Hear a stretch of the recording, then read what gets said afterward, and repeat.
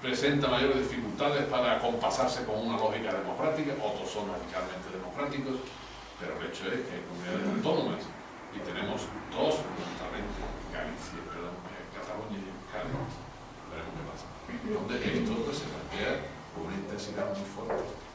No se trata de hacer concesiones inútiles o laxas, sino se trata de articular esa realidad compleja que es España. Y además, tomándola por su lado más positivo. Es decir, por la riqueza que supone esa diversidad, si somos capaces de articularla. Por eso hablamos del Estado plurinacional. Y es un asunto, lo estamos leyendo en la radio, como en los periódicos.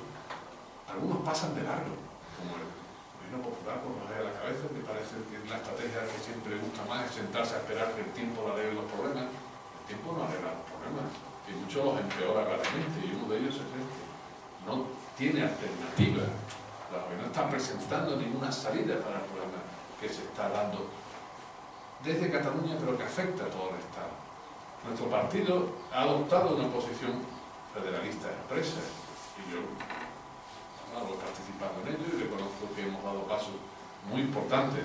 Todavía en congresos anteriores ciertas enmiendas sobre este punto no pasaban, hoy ya está asumido, pero algunos seguimos pensando que puestos a ser federalistas, que es lo que debemos ser, pues tenemos que serlo de manera consecuente. Que no nos pase como la confesionalidad, que no nos quedemos a medio. Y que lo hagamos con buen criterio, con mucho diálogo, buscando esas fórmulas de reconocimiento y solidaridad para la redistribución. Esas dos cuestiones, ¿no? Y pensamos que se puede y se debe. Porque si no lo hacemos así, de verdad, si no vamos a un planteamiento federalista que tenga en el horizonte un Estado plurinacional, esto va a estar sumamente complicado. La fecha del 9 de noviembre que han trazado desde Cataluña con una esquerra republicana en alza, que por cierto, en décadas anteriores la esquerra republicana no era independentista. En tiempo de la República Española la esquerra republicana era federalista.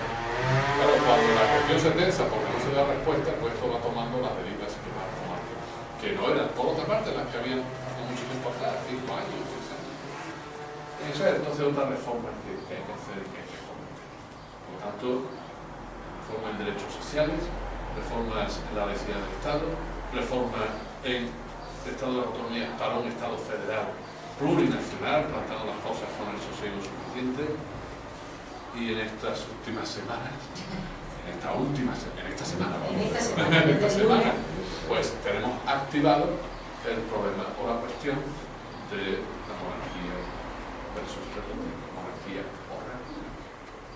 Vamos a ver, ¿cómo tratamos esto con la suficiente delicadeza y prudencia, pero siendo consecuentes también con ciertas cuestiones, que es lo que algunos queremos representar en el debate interno del partido que trasciende a la ciudadanía?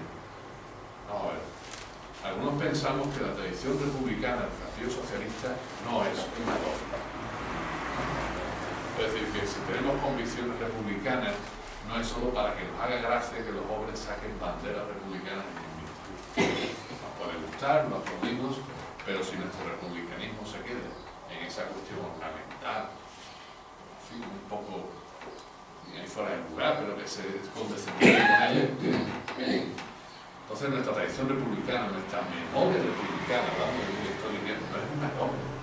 Algunos pensamos que va, acaba de decir en una entrevista que me hacía esta tarde, va en el ADN de la tradición socialista, concretamente de nuestro partido. Porque, ¿qué es ser republicanos? Ser republicano, es tener determinado modelo de Estado, determinada manera de entender su jefatura y la articulación institucional del Estado, pero no es solo eso. Ser republicano es una determinada forma de entender la democracia, distinta de la tradición liberal, y recogiendo cosas de la tradición liberal, pero profundizándola, ampliándola, llevándola más allá. La tradición socialista, el socialismo en el siglo XIX, nace como derivación de la tradición republicana. Eso debemos saberlo. Y no por saber historia del pasado, no, es que eso condiciona lo que queramos seguir sosteniendo en este comienzo del siglo XXI. Entonces, una determinada manera de entender la democracia, una determinada manera de entender la ciudadanía. ¿Qué quisieran no solo los liberales, sino los neoliberales del mismo Partido Popular? ¿Qué quisieran actualmente? Lo que quisieran es una democracia como sin ciudadanos. En una democracia no vamos a hacer otra cosa, ¿no? Pero los ciudadanos, mira, que no pinten mucho, que si el gobierno es de expertos y tecnocráticos, y se acababa de elegir un Parlamento Europeo y sale Merkel diciendo que por qué no es presidenta de la Comisión la señora Lagarde. ¿Quién ha elegido a la señora Lagarde, que es la presidenta del Fondo Monetario Internacional? ¿Qué quieren hacer? ¿Con la Unión Europea lo mismo que hicieron con Italia poniéndole a Monti? ¿O lo mismo que hicieron con Grecia imponiéndole un gobierno por encima de sus parlamentos? Son planteamientos tecnocráticos neoliberales que si respetan la democracia es como la negociación colectiva que decimos antes, la carcasa. Quisieran una democracia sin ciudadanos, como quisieran una empresa sin trabajadores. ¿Cuál es el ideal neoliberal de empresa? Pues una empresa que no tenga problemas salariales, que no se le hagan huelgas, que no tenga conflictos laborales, empresas sin trabajadores. ¿Cuál es la mejor empresa sin trabajadores? Un fondo de pensiones o un fondo de inversiones que se dedica a especular en bolsa, capitalismo financiero. Ese es el modelo neoliberal. Pues nosotros, como socialistas de tradición republicana, es que tenemos otra idea de la democracia. Tenemos otra idea de la ciudadanía. El ciudadano no solo es el sujeto que tiene ciertos derechos que hay que proteger, que está muy bien y hay que hacerlo de manera inexcusable, sino que el ciudadano es un sujeto político que tiene derechos que ejercer. Y que los que defiende, los defiende ejerciéndolos. Y es una concepción fuerte de la ciudadanía que pone el acento en la participación política. Por eso cuando nosotros hablamos de una democracia participativa, que es la representativa más otras cosas, estamos sosteniendo una concepción republicana de la ciudadanía. Y consecuentemente, con esa concepción republicana va una forma de Estado, claro, que no es la que cuadra con una monarquía o mesa parlamentaria. Esto debemos de saberlo. Que nuestra monarquía parlamentaria es la forma de Estado que nos dimos saliendo de la transición política. Pues muy bien. Por cierto, defendimos en la Comisión Constitucional, defendimos un modelo de Estado republicano y se perdió en la Comisión Constitucional y se siguió para adelante con la Constitución, luego se vota la Constitución, en todo el paquete constitucional iba la monarquía y tenemos una monarquía, bueno, que ha tenido pues, un desarrollo que todos hablan positivamente en general, salvo los tropiezos de última hora, que algunos han sido muy grandes, ¿no? Pero bueno, cuando hablamos de una concepción republicana, no es por una cuestión de coyuntura, es por una cuestión de fondo. Podemos tener hasta simpatía por el príncipe Felipe de aquí a unos días rey, Felipe VI de España. Pero si somos republicanos no es porque nos caiga antipático de Felipe, porque no vayamos a colaborar con la jefatura del Estado. Vamos a ser leales y sigue siendo jefe del Estado, pero vamos a mantener una concepción republicana del Estado porque es consecuente con una concepción democrática republicana del Estado. Y además, hoy puede funcionar bien, entre comillas, el rey Felipe como lo ha hecho el rey Juan Carlos a lo largo de su trayectoria. ¿Qué puede pasar de aquí a 20 años? Además, ese principio hereditario choca con todo ese conjunto de trato privilegiado con una concepción de la democracia que no la muestra. En este contexto, además, bueno, luego la monarquía como todo no va sola, ¿no? Sino que es un residuo anacrónico, aristocrático, que va con otro conjunto de poderes que juegan de manera especial en ese contexto, ¿no? Hay que saberlo. Pero dicho esto, en este contexto, ¿verdad? Cuando se activa este debate, ¿qué decimos? Algunos. Y tomando esto con la suficiente cautela, porque nuestro secretario general está diciendo otras cosas desde la posición que tiene y legítimamente hace valer, ¿no? Pues algunos decimos de cara al Congreso y de cara a este debate, planteemos lo del referéndum de monarquía como algo respecto al cual la ciudadanía tiene el pleno derecho a pronunciarse. No hay que hacerlo mañana, ni pasado mañana, ni de manera gratuita, ni frívola. Es una discusión muy seria. Y porque es muy seria, la enmarcamos en el contexto de las reformas constitucionales que hay que hacer. Y las reformas constitucionales que hay que hacer, me habéis oído algunas, son de la suficiente gravedad y profundidad para que, hablando de ellas, entremos en un proceso constituyente. Que no es poner patas arriba el pacto constitucional de donde venimos, sino que es profundizar en el pacto constitucional de donde venimos. No es fácil, pero pongamos nuestro proyecto ante la ciudadanía y hagamos el recorrido. Es lo que proponemos. Ni hay que acometer todo a la vez, pero situemos este objetivo. Y que cuando hablamos de república no es simplemente porque queramos un presidente en vez de un rey, que puede ser así, es que queremos determinada democracia para el Estado español y para la ciudadanía española. Es lo que queremos, ¿verdad? Y además, bueno, entroncando con nuestra propia historia, es que los avances emancipatorios, salvo la última etapa que hemos tenido, la durísima historia de España en los últimos siglos, han venido de la mano de las izquierdas, de la mano de la concepción republicana, de la mano de las repúblicas, bueno, y la monarquía formaba parte del paquete de helado, que luego fue legitimado, ¿no?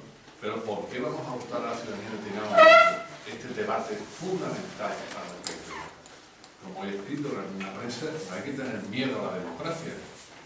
Preguntemos, formulemos la cuestión, y ya digo, con la suficiente prudencia y delicadeza. Con todo respeto a quienes van a estar o están en la jefatura del Estado, el príncipe Felipe, dentro de poco rey Felipe. Pero hagamos este recorrido. Y cuando se abran los cauces para un debate constitucional, planteemos esta cuestión sin miedo, con toda honestidad.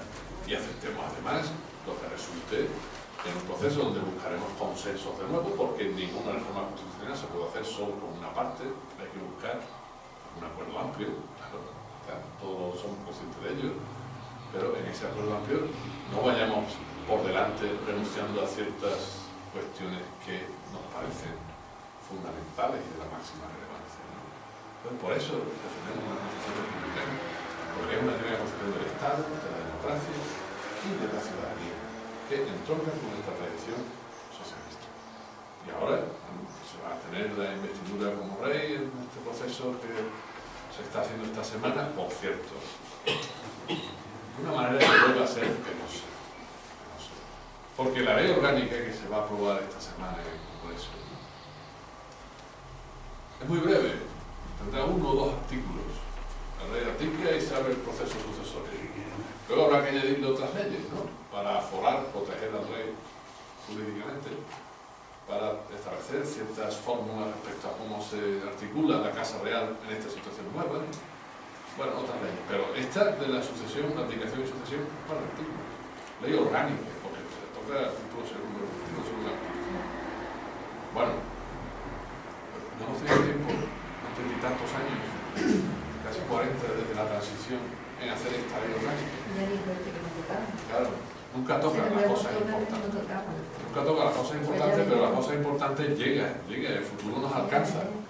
¿Y por qué hemos dejado que nos alcance de esta manera y ahora, deprisa y corriendo, sin un debate como este asunto reclama, pues se resuelva esto? Hombre, se resuelve como se resuelve de bulla, como diríamos coloquialmente. Se resuelve de bulla porque hay muchos temores, claro, muchos temores de una situación económica que puede generar más crispación, más descrédito de la política, más descrédito de las instituciones del Estado, incluida la corona. Que el asunto Urdangarín puede tomar derivas aún más peligrosas. Y que hoy hay determinada mayoría parlamentaria a la que se suma el Partido Socialista, pero después de unas elecciones generales que vengan, ¿qué mayoría puede haber? Es decir, que aquí el síntoma Podemos ha hecho que se enciendan las luces rojas. Algunos azules, no sé, azules. Se han encendido. ¿Por qué? Porque si Podemos en 3 meses ha conseguido el número de votos que ha conseguido y 5 grupos parlamentarios, ¿qué puede conseguir esas otras fuerzas políticas en más tiempo de recorrido? Sí, partidos como el nuestro no se recomponen. Y si nos recomponemos, no es para hacerle juego a la derecha, sino en fin, para representar posiciones de izquierda. No tienen por qué ser las que Podemos. En fin, todo esto lo que tiene que ver con esas reformas constitucionales que son importantes porque en torno a ellas, digamos, se aclara mucho nuestro proyecto. ¿Qué queremos hacer? Probablemente no queremos solo reformar la Constitución.